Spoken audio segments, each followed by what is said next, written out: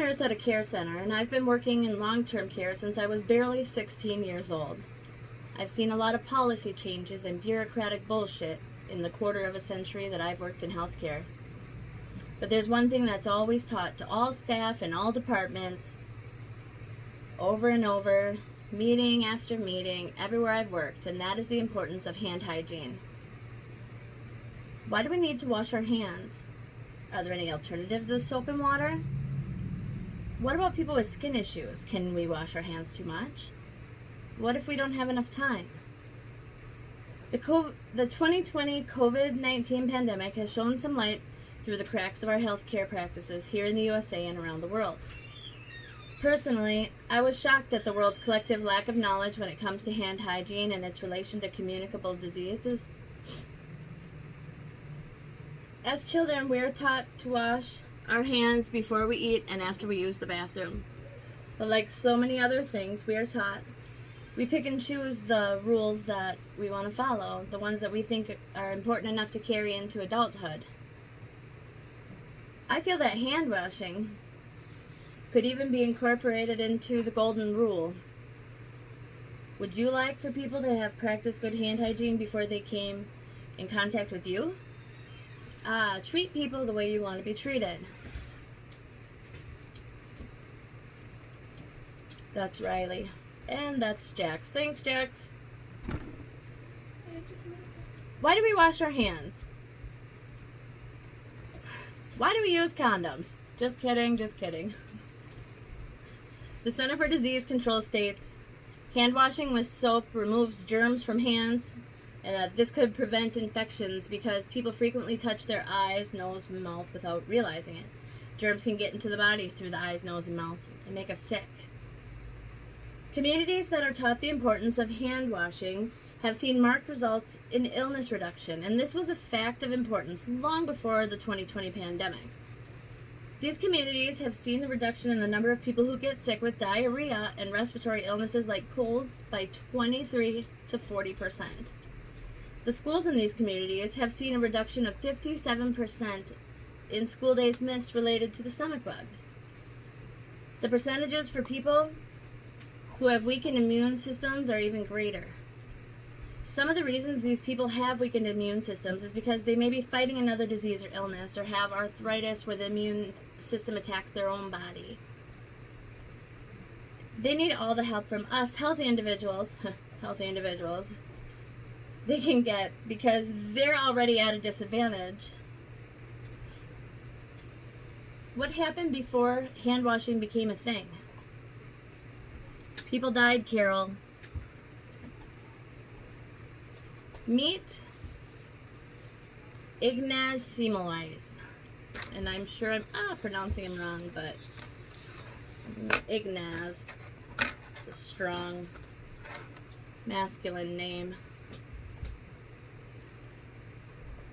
What did he do? He was a Hungarian physician whose work demonstrated that hand washing could drastically reduce the number of women dying after childbirth. He practiced medicine at the Vienna General Hospital between 1844 and 1848. And it was during this time that he proved post-surgical deaths were not caused by poison air, the common belief in those days.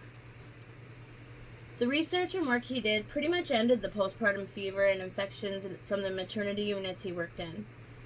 And this led the way for America's first and probably most famous nurse, Florence Nightingale, to implement hand washing and other clean practices in her work.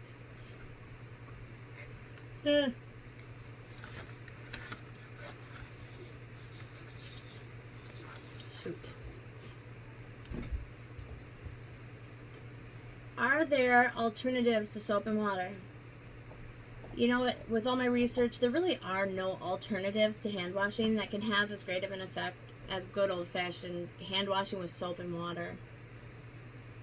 When I was researching alternatives, I couldn't find much. The only thing even close to being as effective as... I think my dog has allergies too.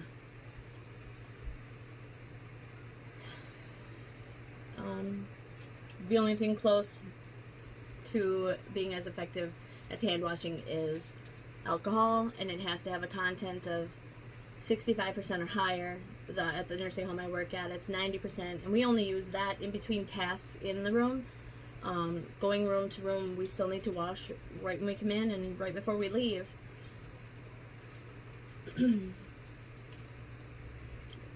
But some may argue that sanitizer is better because it requires less time or acts quickly to kill microorganisms on hands, or is maybe more accessible than sinks and soap. And when I visited healthstate.min, they said the effectiveness of waterless hand sanitizer, even with a 90% alcohol content, doesn't get rid of all the germs that soap and water eliminate.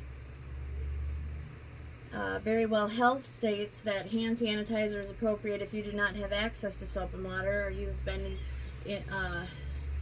but it should not be used if you have visibly dirty hands, chemicals on your hands, or you've been exposed to infectious agents that are not killed by hand sanitizer.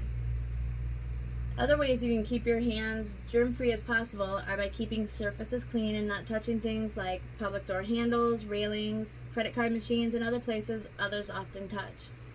I personally use my rear end to open up doors that push out, and for doors that push in, I put something between my skin and the handle. Probably not a holy sweater, but you see them. Like a napkin, long sleeve, yeah. Can we wash our hands too much? The good news is most people do not suffer ill effects from hand washing.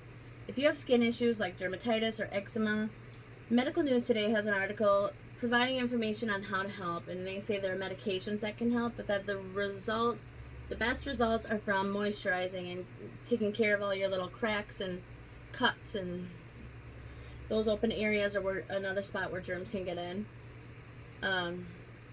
Some people may argue that they don't have enough time to wash their hands, or that they never get sick.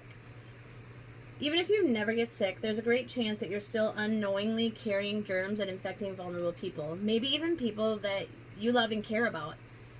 As far as not having enough time, the average Joe at home will not need to wash their hands as much as a healthcare professional on the job.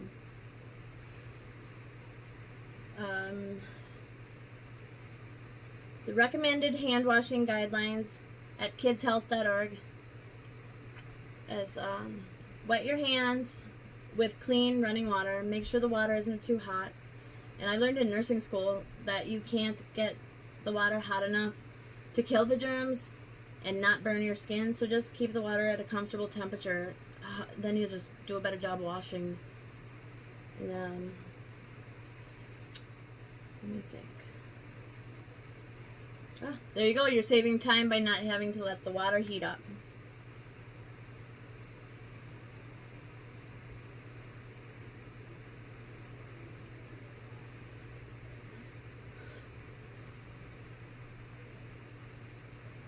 Sorry, my own personal...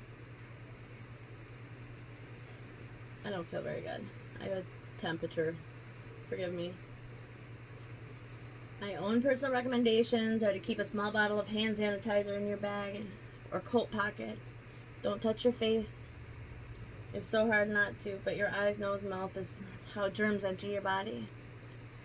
Now you know the reasons. Now you can go practice good hand hygiene.